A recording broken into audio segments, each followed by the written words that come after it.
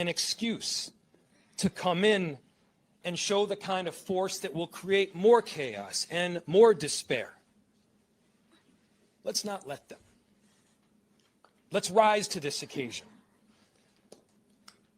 Let's show them something far more beautiful than the kind of division that they're trying to stoke. Let's show them unity of purpose, of love, and the courage of our conviction.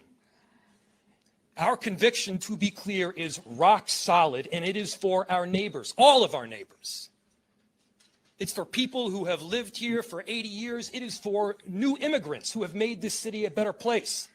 That's the kind of love that we're going to show up with right now. If you're angry, I get it. I am too.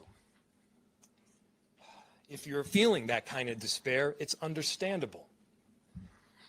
Let's show them who we can be. Let's show up with peace, to march, to protest, to hug one another, to love all the way with peace.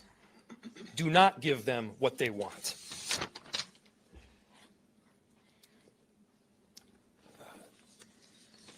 Finally, we've got a lot of work that needs to happen right now to make sure that, first, of course, the scene was secured as much as possible, that we were able to get the victim, now deceased, to the hospital. We've got a lot of work to do in the coming days. I want to thank our city enterprise for the work that they have done, but more importantly, what they're about to do, because this is going to be heavy and our city has been through a lot. We also know that we're prepared to do right for people. Among them is our chief of police. I'll invite him up. My name is Brian O'Hara, B-R-I-A-N-O''Hara. I am the Minneapolis Police Chief. This morning, Minneapolis police officers received a report of federal law enforcement being involved in a deadly force incident, meaning shots had been fired. Minneapolis police officers responded to the scene. We arrived and found a woman with a gunshot wound to the head. Life-saving measures were performed at the scene, including CPR. The woman was transported to Hennepin County Medical Center, where she has since been pronounced deceased. The preliminary information that we have indicates that this woman was in her vehicle and was blocking the roadway on Portland Avenue, midway between 33rd Street and 34th Street in the city.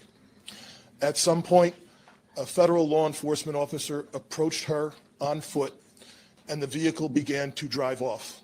At least 2 shots were fired. The vehicle then crashed on the side of the roadway. Minneapolis police officers secured the crime scene and assisted in trying to preserve the evidence that is there. We have since turned over the scene both to the Federal Bureau of Investigation as well as the Minnesota Bureau of Criminal Apprehension, which will be conducting an investigation into this use of deadly force. I want to thank the mayor, city council president, other members of the city council, state legislators that were on the scene. This has been a very difficult time for everyone in the city. And this is obviously a very, very tragic situation where a woman has lost her life. That being said, in addition to this tragedy, which unfortunately we did predict, we were seriously concerned about further escalation from the scene. And I want to thank the elected officials that came themselves to help us prevent that from happening, as well as the individuals on that scene that remained peaceful and that abided by law enforcement instructions so that we could preserve that scene and ensure that a full and transparent investigation can take place. That being said, I just echo the mayor's comments that we ask that the community continue to call for peace. We understand people are going to be upset about what happened, and people are going to want to exercise their First Amendment rights. But please do so safely and lawfully to ensure that we do not have any further tragedy in this city or destruction. Thank you. Chief, thank you, Sheriff, thank you, council members. I'll open it to questions. Any idea on the identity of the ICE officer who fired the shot? I don't have that information, no. The question was, is there an identity of the ICE officer that fired? I do not have that. Mayor Frey, we're hearing your ICE officer stopped a position from helping the lady who was shot. Is that true? We've seen videos all over social media that someone tried to help us and they were told, they were pointing guns at and told to get away. Do you know about that at all? So the question was, there's information out there that people tried to help the woman that was shot, and ICE officers then pointed guns at them and told them to leave. I do not have that information. I myself saw a video of the shots being fired as the car was driving away. What I can tell you is the narrative that this was just done in self-defense is a garbage narrative. That is not true. It has no truth. And it needs to be stated very clearly, since we have already seen a video of it. I do not know as to what you're talking So, about. Mayor, she wasn't driving. Over here. She wasn't driving the car toward him, using her vehicle as a weapon. That does not appear to be the case at all. What's the city's protocol when an observer or an activist calls 911 to say an agent's phone or an agent's pointing a gun at them? How does the city of Minneapolis handle that situation going forward, considering that? Repeat it one more time. I missed the first part of what you said. I'll turn it over to the chief. Yeah. What does the city do when someone calls 911 and a federal agent's Oh, I see. pointing a gun at Yeah. them? That sort of thing. I'll turn it over to the chief. The question is, what does someone do when a federal agent is pointing a gun at them? Chief.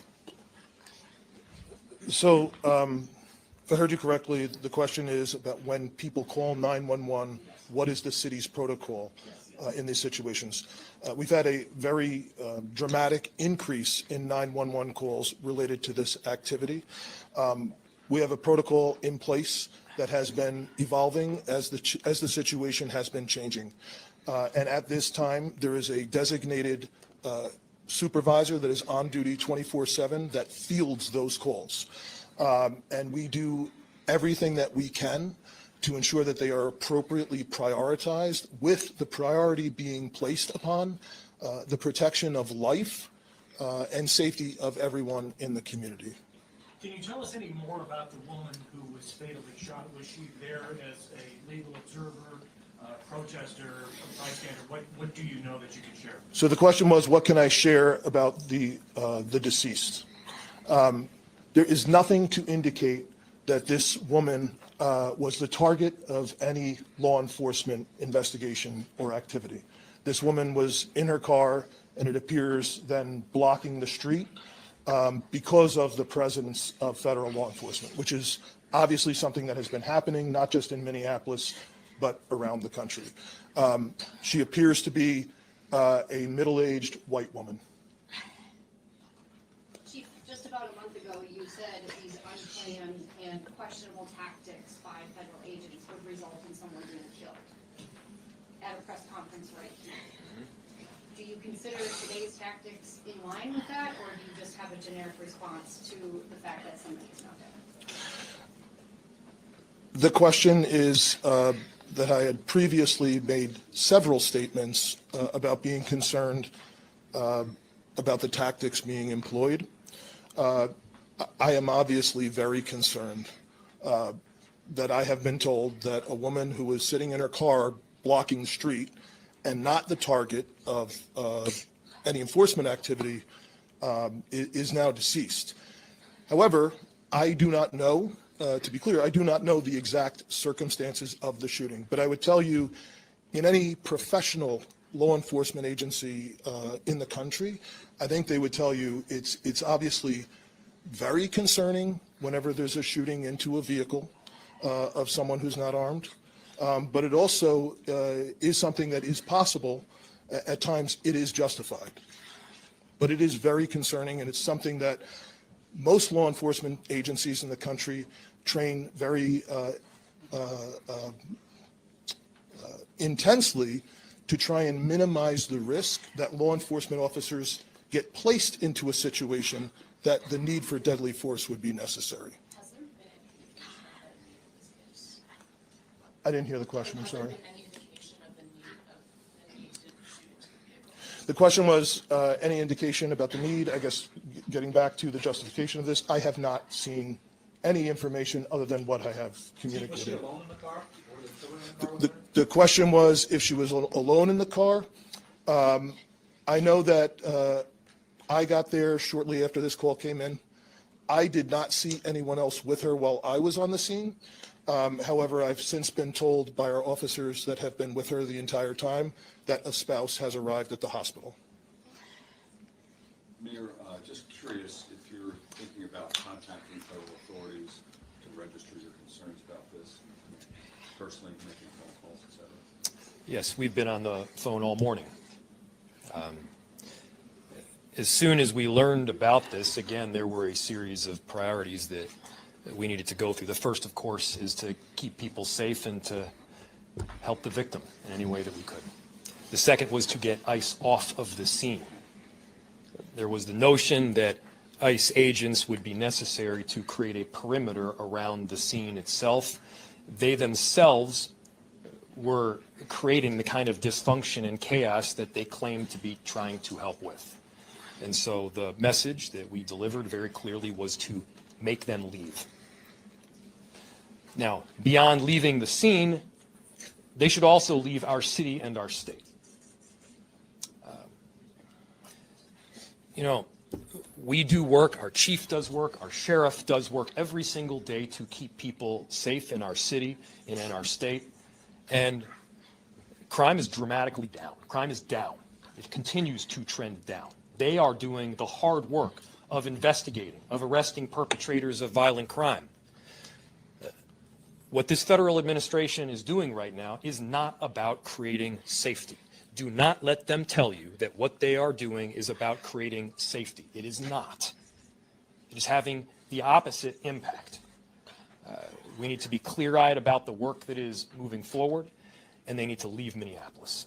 We have time for one or two more questions. Mayor, you may know this with your legal background. If a shooting is found to not be justified, does the city have any legal, or the state rather, have any legal recourse to bring charges against this ICE agent, given that this person is a federal agent, if the feds don't? So obviously, and I have to always lead with this caveat because it is true, an investigation still does need to be conducted. I had my perception of what took place based on the vehicle and the vehicle's positioning. It does not appear that the individual is trying to ram anybody. Now, the question was, if it is in fact found to be an unjustified shooting, who issues the charge, who prosecutes, how does justice take place? I don't know the answer in full to that. This is obviously information that we're still working out. Chief, do you have any additional information, or Commissioner? The only thing I would add to the mayor's statement is that the crime scene was held by the Minneapolis Police Department, and the investigation is now being led jointly by the Federal Bureau of Investigation as well as the Minnesota Bureau of Criminal Apprehension. And the purpose of their involvement would be to investigate whether any state laws within the state of Minnesota have been violated. One more Can I question. just add something to that too? What's very important is that for our communities, that we do have some kind of part in this investigation. It needs to be done on a local level. With all due respect to the federal level, we do need to make sure that our local agencies are involved. Most certainly the BCA is very well capable of working with our federal partners in doing so. That is something that is needed for our communities, and so that's something that I can tell you that there's already been conversations from the U.S. Attorney's Office to the BCA that have already taken place today. How that's going to roll out, we don't know yet, but we are making sure that there is some kind of local entity, namely the BCA, that has a part in this investigation for the purposes of transparency and expedient transparency as to what happened today. One more. Sorry. If that's it. So, Thank you, everybody. final piece, again, thank you everybody for coming. Thank you to the media for being here and disseminating this very important information around this tragic incident. To reiterate a final message to our community members, I understand the anger. Let's unite around hope and love and peace and getting justice. That's what we need to be doing right now. I appreciate the service from everybody up here as well as the 435,000 people that call Minneapolis home. Thank you. Got some housekeeping for you in just a moment after everyone leaves.